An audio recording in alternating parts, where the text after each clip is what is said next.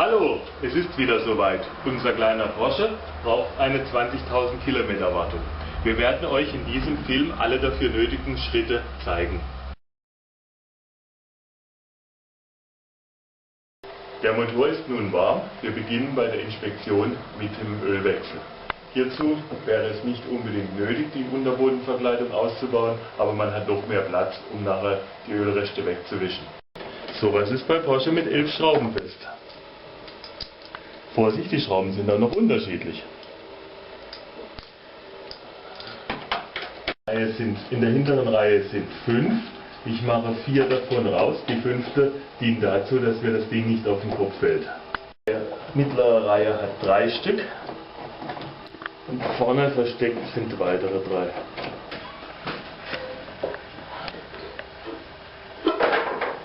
Unsere Freundin Lina van der Maas nimmt für sowas immer einen Ringschlüssel. Habe ich früher auch gemacht, bis die erste Ölschraube rund war. Immer einen Sechskant nehmen.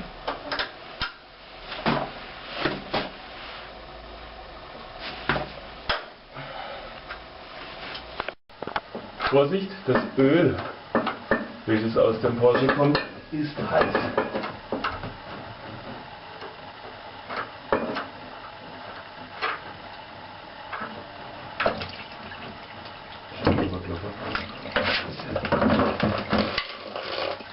Das Luft.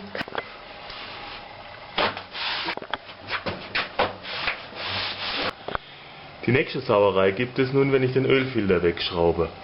Man kann ein Loch reinmachen. Von der Methode halte ich so gut wie gar nichts, weil wenn ich den Ölfilter nachher abnehme, läuft mir zu beiden Seiten das Öl aus.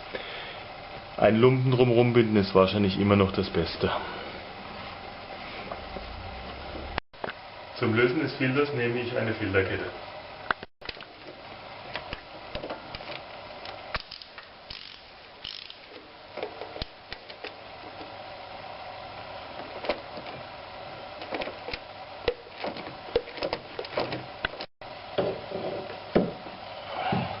Bei der Methode ist das meiste Öl immer noch im Filter.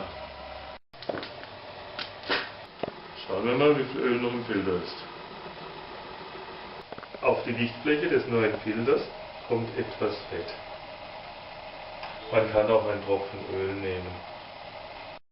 So, der neue Filter wird vorsichtig angesetzt, nur per Hand angeschraubt. Die Ölablassschraube hat hier ein Magnet. Den wischen wir gut ab und schauen, ob Späne daran sind. Späne im Motor sind immer ein schlechtes Zeichen. Die Ölablassschraube ist nun sauber und bekommt eine neue Dichtung. Die Schraube mit der neuen Dichtung vorsichtig ansetzen, nicht verkanten. Eindrehen.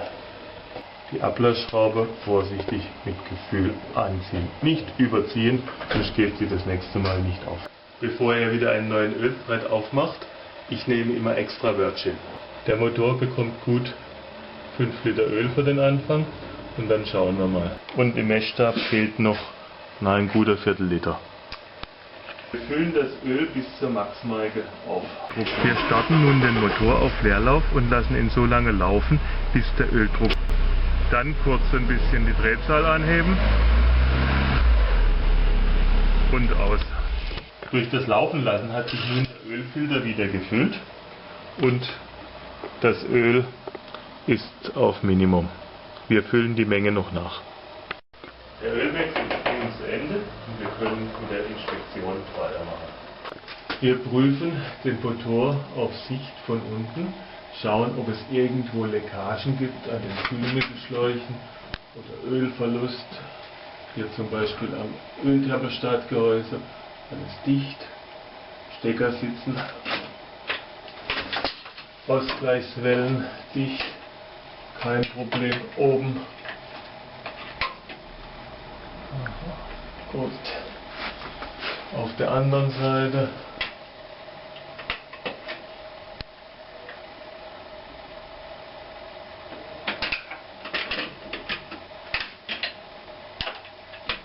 alles dicht. Kurbelwellzimmerring dicht auf beiden Seiten. Motorlager sehen noch vernünftig aus, werden wir aber doch mal wechseln in Zukunft.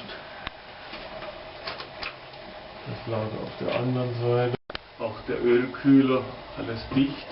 Hydraulikölkühler, das gleiche, keine Probleme.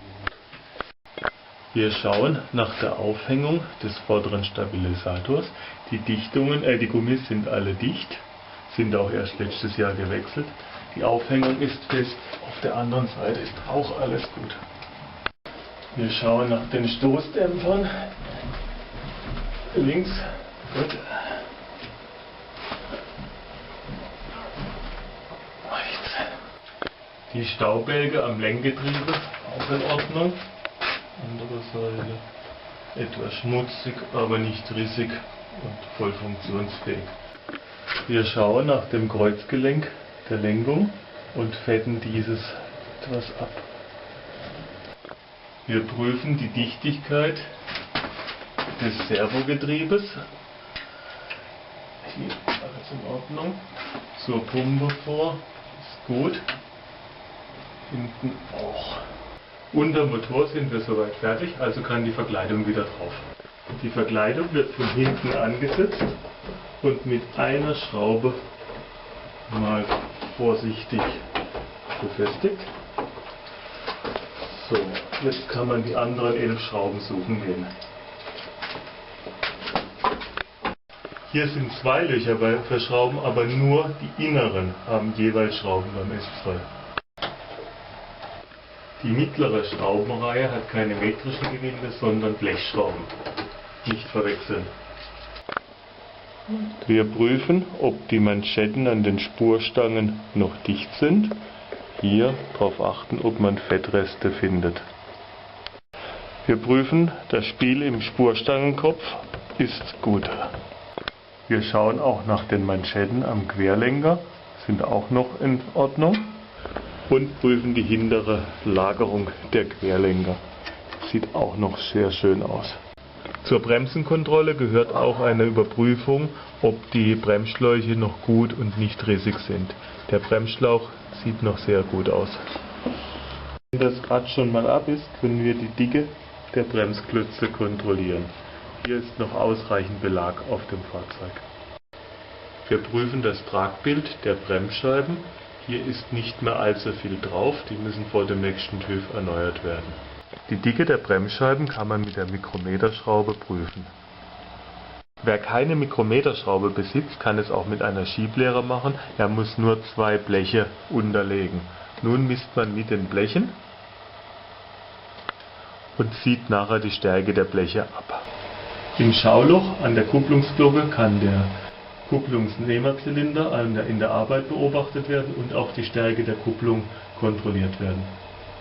Der Kupplungsgeberzylinder sitzt links oben neben dem Bremskraftverstärker. Wir überprüfen ihn auf Dichtigkeit. Vom Hosenrohr am Krümmer folgen wir dem Auspuff, schauen, ob die Lambda-Sonde noch sitzt. Anschluss alles in Ordnung. Halterung des Auspuffs vorne. Katalysator, alles wunderbar. Flanschverschraubung für Mittelschalldämpfer, Mittelschalldämpfer selbst, alles noch dicht, keine Löcher, keine Probleme. Und zum Endschalldämpfer. Hier hinten sind noch 2 Gummis, die auch kontrolliert werden müssen. Alles soweit in Ordnung, alle Hitzeschutzbleche am Platz. Ausgehend von unserem neuen Benzinfilter folgen wir den Benzinleitungen und Bremsleitungen nach vorne, schauen die Verschraubungen an, prüfen auf Korrosion, folgen der Leitung bis zum Motorraum. Alles klar. So. Wir kontrollieren das Getriebe auf Dichtigkeit, hier insbesondere kann es undicht werden. Oben am Schalthebel, Schaltgestänge ist eine leichte Feuchtigkeit normal. Das hat keine Bedeutung. Wir überprüfen die Haltungen des Getriebes, den Transachselstrang.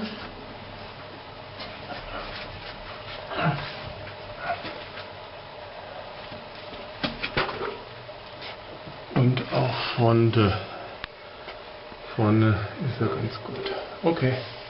Die Einfüllschraube für das Getriebeöl sitzt etwas versteckt hinter dem Endschalldämpfer. Das Lösen dieser verdammten Schraube ist jedes Mal ein besonderes Vergnügen.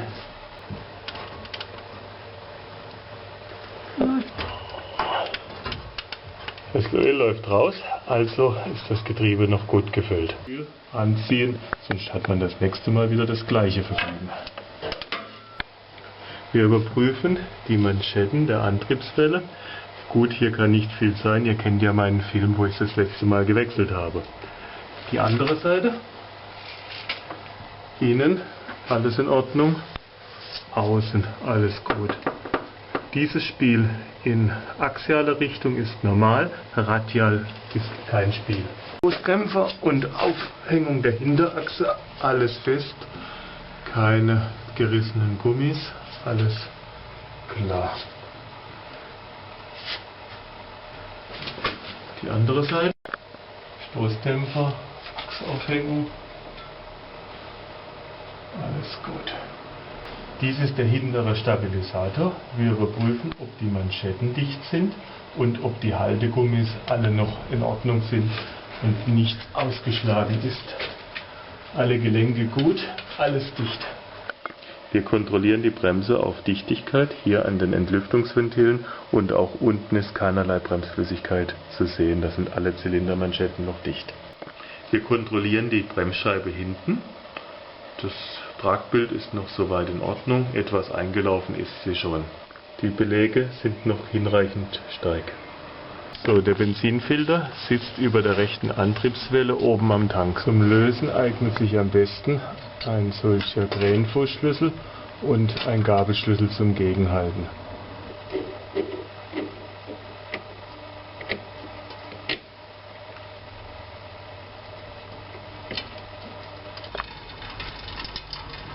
Dies ist nur der Rücklauf aus der Leitung zum Motor. Das Öffnen des Filters kann eine Katastrophe sein. So. Da drin. Auf dem Filter ist die Durchlaufsrichtung gekennzeichnet.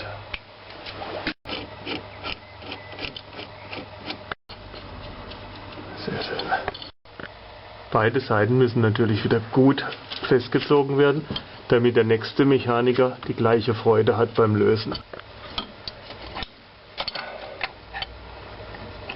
Auch die Haltemanschette wird wieder gut festgemacht. Und der Filter ist wieder im Porsche.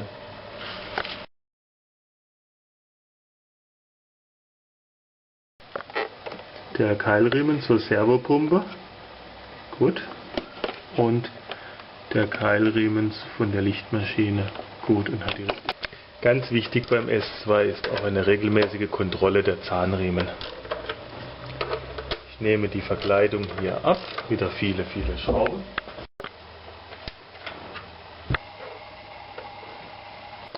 Sieben Schrauben später kann die Verkleidung abgenommen werden. Wenn man etwas vorsichtig ist, bekommt man die Verkleidung ohne weitere Demontage aus dem Fahrzeug. Wir schauen, ob die Zahnriemen alle gut sind, nicht eingelaufen, die Spannung in Ordnung ist. Der AGW-Riemen ist immer nur sehr leicht gespannt. Gut so. Der Zahnriemen hat beim S2 einen Autospanner, stimmt automatisch. Und er hat keinerlei Einlaufspuren. Wenn die Verkleidung schon mal ab ist, können wir auch die Einstellung des AGW-Riemens überprüfen. In letzter Zeit ist es öfters mal vorgekommen, dass der übergesprungen war. Am Nockenwellenrad sind hier eine Kerbe, hinten eine Kerbe und am Zahnrad eine Nut. Die müssen alle drei fluchten. Dann steht die Nockenwelle auf OT. Hier ist die Markierung für die obere Ausgleichswelle. Auch die steht wunderbar auf der Markierung vom Zahnrad. Also die obere Ausgleichswelle stimmt. Bei der unteren Ausgleichswelle befindet sich die Markierung links unten und kann nur mit einem Zahnradspiegel von oben kontrolliert werden. Auch am Platz wunderbar. Die vordere Zahnriemenabdeckung mit ihren 7 Schrauben kann wieder montiert werden. Im Gegensatz zu einem Kleinwagen hat Porsche sich beim Luftfilter was einfallen lassen. Der Luftfilter sitzt gut versteckt unter dieser Abdeckung. Zur Demontage der Verkleidung müssen die Scheinwerfer ausgefahren werden. Und damit uns dieser Lärm nicht auf den Wecker geht, klemmen wir dann die Batterie ab. 4 Schrauben an der oberen Seite des Blechs. Die restlichen Schrauben sitzen unter dieser Verkleidung. Hierzu muss dieser Gummikeil entfernt werden. Er wird beginnend von der Innenseite rückwärts rausgezogen. Unter der Abdeckung sitzen 4 Schrauben. 1, 2, die dritte hier versteckt und die vierte ganz weit hier hinten.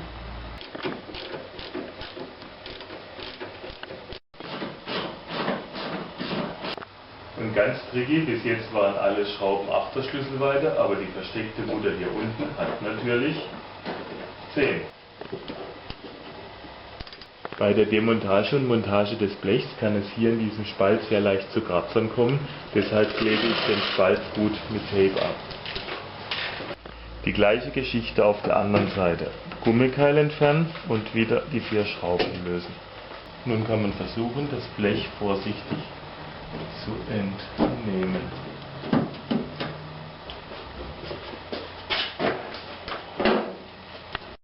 Nach Abnahme der Verkleidung ist der Luftfilter in voller Schönheit zu sehen. Einfach diese 3 Klemmen öffnen, aushaken.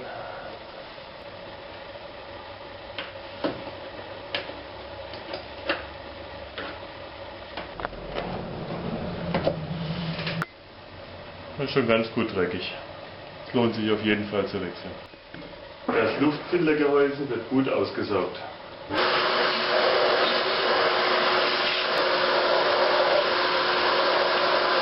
Der neue Filter wird eingesetzt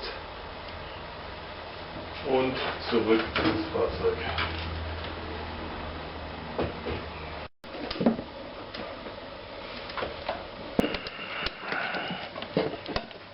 Wenn die Verkleidung schon einmal ab ist, können wir gleich den Ansaugtrakt auf Dichtigkeit und Probleme untersuchen.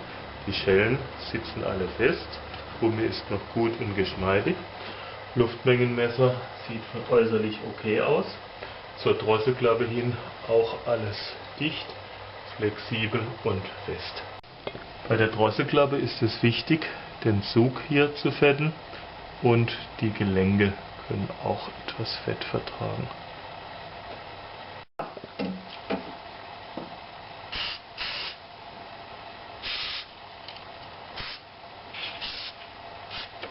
Betätigen.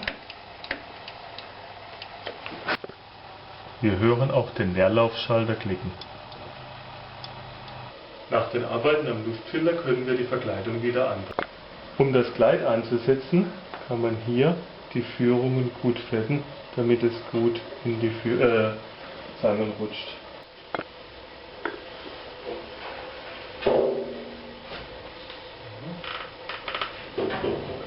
Vorsichtig.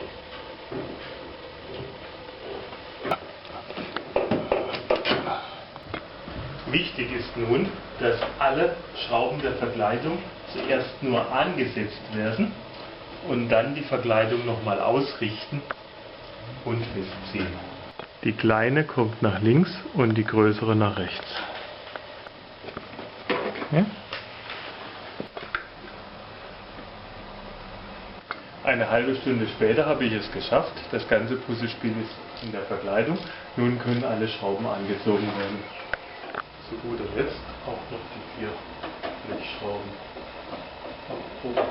Zur Montage der Gummiteile benutzen wir etwas Glycerin. Dann flutscht die Sache schon viel besser.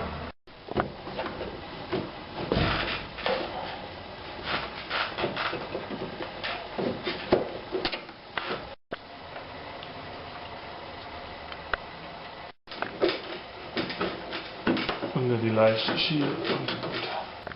Nach dem Anklemmen der Batterie können wir die Scheinwerfer wieder einfahren. Ohne weitere Demontage kann der Kühler nur durch die Gitter im unteren Teil der Stoßstange kontrolliert werden. Ich schaue auf Verschmutzung und eventuelle Leckstellen. Bei der Sichtprüfung des Motors schauen wir, ob alle Krümerrohre am Platz sind, alle Bolzen sind noch fest verschraubt, der Krümmer hat auch keine sichtbaren Löcher. Auf der anderen Seite kontrollieren wir, ob der Krümmer von der Ansaugspinne richtig verschraubt ist und schauen, ob die Einspritzventile noch alle dicht sind. Einmal rundherum die Ventildeckeldichtung kontrollieren, auf Dichtigkeit, ein bisschen schwitzt diese eigentlich immer. Beim Kühlsystem beginnen wir mit dem Schlauch, einem Ausgleichsbehälter. Dieser führt einmal zur Drosselklappe. Wir schauen, ob die Drosselklappenanschlüsse noch dicht sind. Hier, diese Verklebungen sind grundsätzlich eine Problemstelle. Dann geht es von hier weiter zum Kopf hinten. Auch noch alles dicht. Der andere Schlauch vom Ausgleichsbehälter führt hier am Kühler entlang zum Stutzen an der Wasserpumpe. Auch alles dicht. Wasserpumpe selbst die Anschlüsse dicht, großer Kühlmittelschlauch von oben dicht, der Rücklaufschlauch vom Kühler auch dicht, alle Schellen fest. Hier führt der Wasserschlauch zur Heizung, an den Verschraubungen kontrollieren, ob alles dicht ist. Wir reinigen und fetten das Gestänge, der Scheinwerfer neu.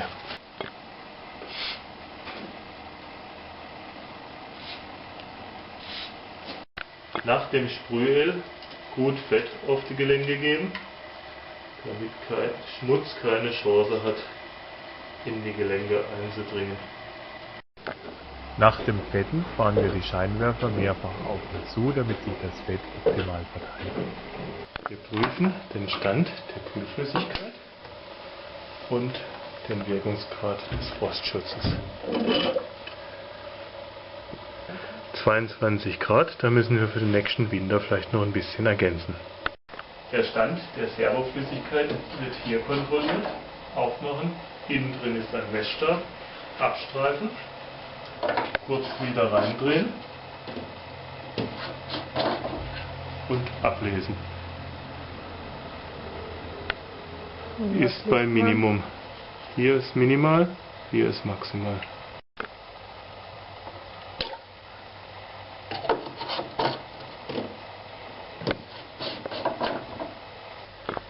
So, nun ist er maximal. Die Bremsflüssigkeit ist die einzige Flüssigkeit, die nicht auf Maximum stehen muss, da mit zunehmendem Verschleiß der Bremsklötze der Flüssigkeitsstand abnimmt. Ist der Stand allerdings unter Minimum, ist das ein sicheres Zeichen, dass wir irgendwo Bremsflüssigkeit verlieren. Und nun mein Lieblingswort, Scheibenwischwaschwasser. Ist noch fast voll, aber wir erkennen es ein wenig.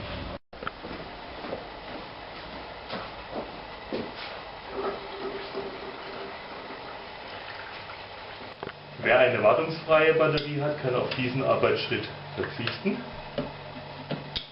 Wir öffnen alle Zellen und kontrollieren den Flüssigkeitsstand.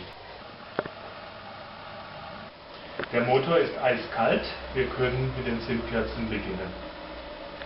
Vorsichtig abheben.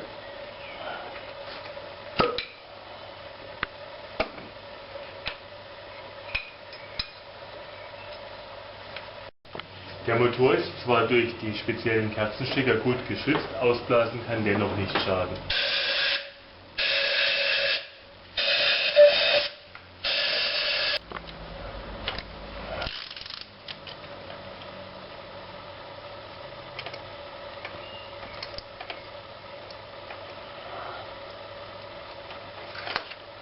So, wir prüfen das Kerzenbild, soweit in Ordnung.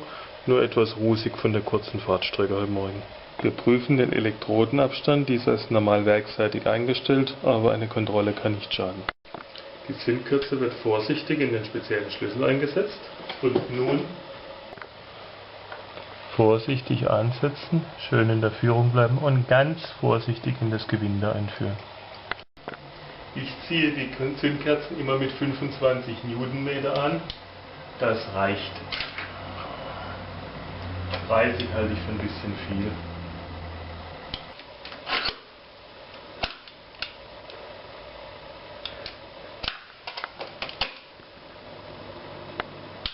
Den Drehmomentschlüssel nach der Arbeit wieder auf 0.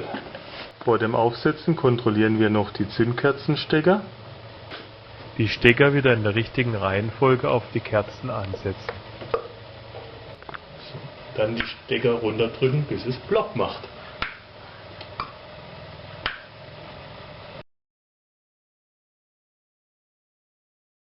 Wir prüfen das Radlagerspiel. Bei diesem Spiel sollten wir lieber mal in das Lager schauen. Für den Radwechsel brauchen wir eine lange 19er Stecknuss, die entsprechende Ratsche und eine Verlängerung.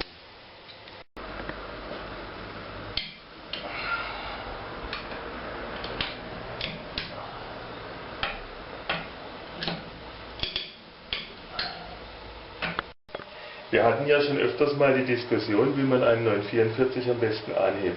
Ich habe hier so einen kleinen Gummibuck, der passt genau in die Aufnahme des Bordwagenhebers, und später setze ich den Porsche auf diese Unterlagen.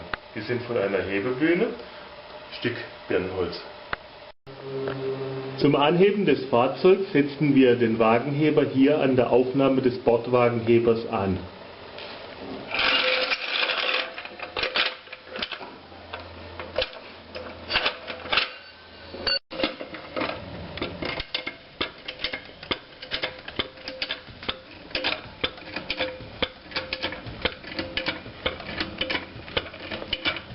Noch eine kleine Warnung: Dies ist keine Aufnahme für einen Wagenheber, sondern das Fahrzeug muss hier am Längsträger unterstützt werden. Die Fettkappe geht am besten mit einem Montiereisen ab, indem man schön rundherum löst.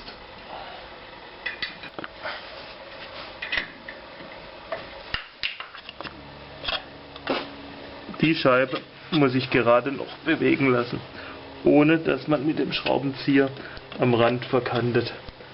Das ist einwandfrei in Ordnung, das Lager. Wenn das Lager offen ist, ist Nachfetten angesagt. Wir treiben die Fettkappe vorsichtig rundherum mit dem Gummihammer wieder ein. Das Reifenablaufbild ist perfekt. Keinerlei Probleme. Die vorderen Reifen bekommen 2,5 Bar und die hinteren Reifen 3 Bar an Druck. Und gut ist.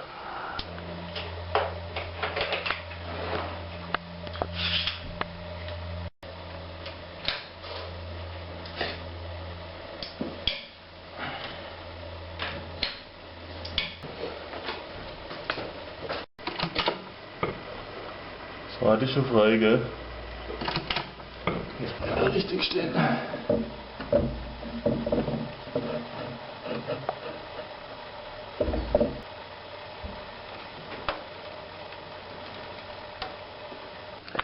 Für die Kontrolle der Handbremse ziehen wir den Hebel zunächst auf die zweite Raste.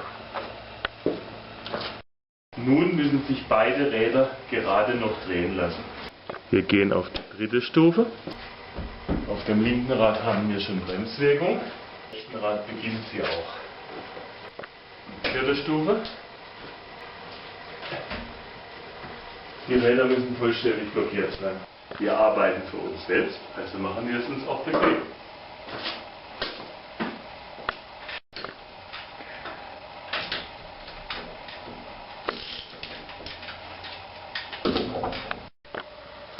Die Einstellung der Handbremse erfolgt durch dieses kleine Loch. Man muss dazu das Loch in ungefähr senkrechte Position bekommen und durchschauen, dass man hinten eine Einstellschraube sieht, die ungefähr wie meine Finger wirkt. Dann kann man mit dem Schraubenzieher in den Zähnen hoch und runter stellen, um die Handbremse etwas auf oder zu machen.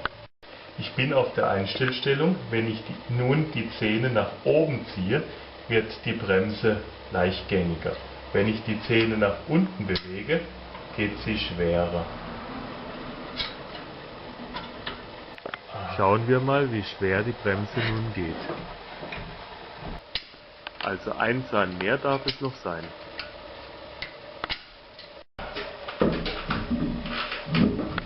Ich ziehe die Radmutter gut handfest an. Später, wenn er wieder auf den Rädern steht, erfolgt der letzte Anzug mit dem Drehmomentschlüssel. Nicht vergessen, zum Schluss die Radmuttern mit 130 Newtonmetern anziehen. Die Handbremse funktioniert wieder, weiter geht es mit den Türen am Fahrzeug. Die Türscharniere werden mit einem Hauch Sprühöl versorgt.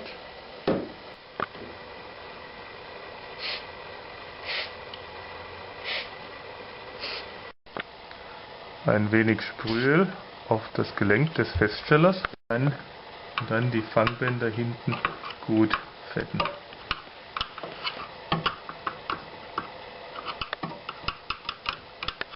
So, bei den Türschlössern machen wir zuerst ein bisschen Sprühöl direkt in den Zylinder, sowie hier hinten in den Türgriff.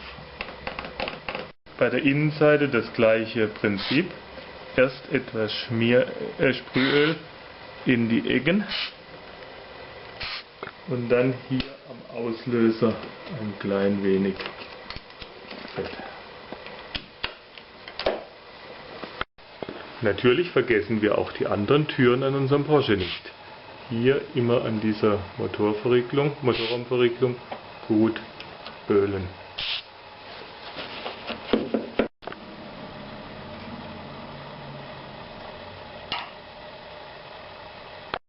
Hier das Gestänge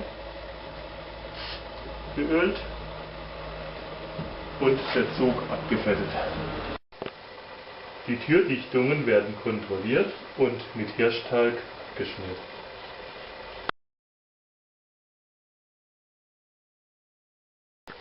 Die Sicherheitsgurte abrollen, dies reicht mittlerweile auch für Outfit Fischer, und schauen, ob das Gewebe in Ordnung ist. Dann ein schneller Ruck. Aha, sie rasten ein und wir kontrollieren das Schloss. Bei der Beleuchtung überprüfen wir zunächst die Vorderseite. Wandlicht, Abblendlicht, Fernlicht mit ausgeklappten Scheinwerfern, Höhenverstellung der Scheinwerfer,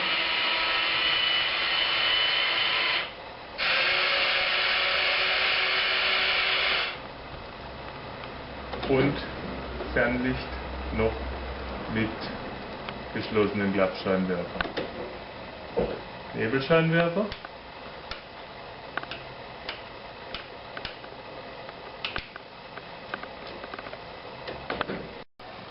Blinker. Warnblinker.